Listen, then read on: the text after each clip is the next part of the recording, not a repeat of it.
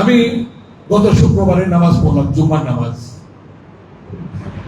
আমাদের সাতটা ইউনিয়ন বিএনপির অফিসের পাশে মসজিদের সভাপতি সেক্রেটারি সহ বলল, দীর্ঘদিন এখানে মাদকের যন্ত্রণায় আমরা থাকতে পারছি না, দিনে রাতে সকালে বিকালে। কারা কারা করে নামও দিয়ে দিল, টিপু এবং কাউসার। টিপু এবং কাউসার তাদের নেতৃত্বে ওখানে মাদক বিক্রি হয় এবং ওখান থেকে সাপ্লাই হয় মাংস। আমি সাথে সাথে ওখান থেকে বেরিয়ে গাড়ি তুলি, ওসি সাহেবকে ফোন দিলাম। ওসি সাহেব মসজিদের সভাপতি সেক্রেটারি আমাকে এই কথা বলেছেন। অতএব জোরের ভিত্তিতে টিপু এবং কাউসার কে এই ব্যবসা করছে এবং সমস্ত মুসলিমরা বললেন আমাকে ব্যবস্থা নেন। উনি ব্যবস্থা নিয়েছেন। সাথে সাথে আমি পরের দিন খবর পেয়েছি, কিন্তু তাদেরকে ধরা যায়নি, ধরাছোঁয়ার বাইরে রয়েছে এখনো।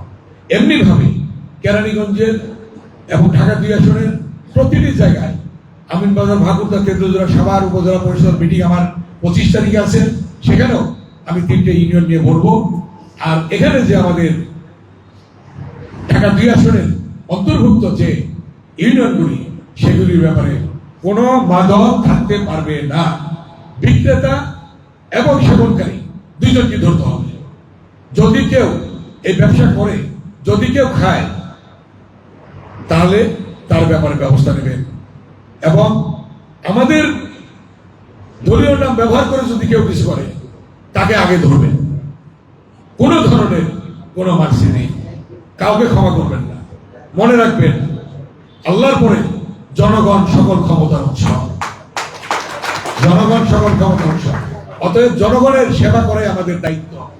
দিনে রাতে সকালে বিকেলে আমি ঘুরবো, ব্যারিস্টার আমি ঘুরবে, আমাদের ইউনো মহোদয় সহ, ওসি সাহেব সহ। আপনার প্রয়োজন বোধে আপনার টহল বাড়ান, আপনারা নিজেরা ঘুরেন, কর্মকর্তাদের দায়িত্ব দেন। বিভিন্ন ইউনিয়নের প্রশাসক আছে, চেয়ারম্যান আছে, তাদের দায়িত্ব দেন। মেম্বার আছে, তাদের দায়িত্ব দেন। কিন্তু কেরানীগঞ্জের জনগণ শান্তিতে থাকতে হয়, ঢাকা 2 আসনের জনগণ শান্তিতে থাকতে হয়। এর জন্য যা করণীয় আমরা করব। আমার একটা ঘটনা আমি বলি। আমি যখন প্রথম এমপি হই 91 সালে, আটির বাজার একটা পুকুর ছিল। পুকুরের পাশে 8-10 জন বসে মদ খাচ্ছে, হই হল্লা করছে। উলঙ্গ হয়ে আমাকে খবর দেওয়া হলো ওখান থেকে। আমি ওসি সাহেবকে বললাম, আসলাম ওখানে, স্পটে ঘেরাও করা হলো।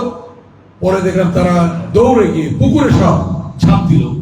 আমি নিজে এসেছিলাম 2টার সময়, সুবারটাতে এরকম অপারেশন আমি নিজে করেছি। অতএব এই অপারেশনে কিন্তু আমি নেমে যাচ্ছি। ঈদের পর থেকে আমি নিজে থাকবো, আমি নিজে থাকবো এই অপারেশন গুলিতে। যদি বন্ধ না হয়, আমি নিজে থাকবো। এই ব্যাপারে আমি যা বলছি তাই করছি, তাই করব আমি। অতএব আমার অনুরোধ, 17 বছর কি হয়েছে সেটা ভুলে যেতে হবে। এখন নতুন করে আমাদের চিন্তা করতে হবে, জনগণের সেবায় আমাদেরকে নিয়োজিত থাকতে হবে। একজনের জায়গায় দখল করে বালু ফেলতেছে, এটা হতে পারবে না। কোন ভূমি দখল চলবে না।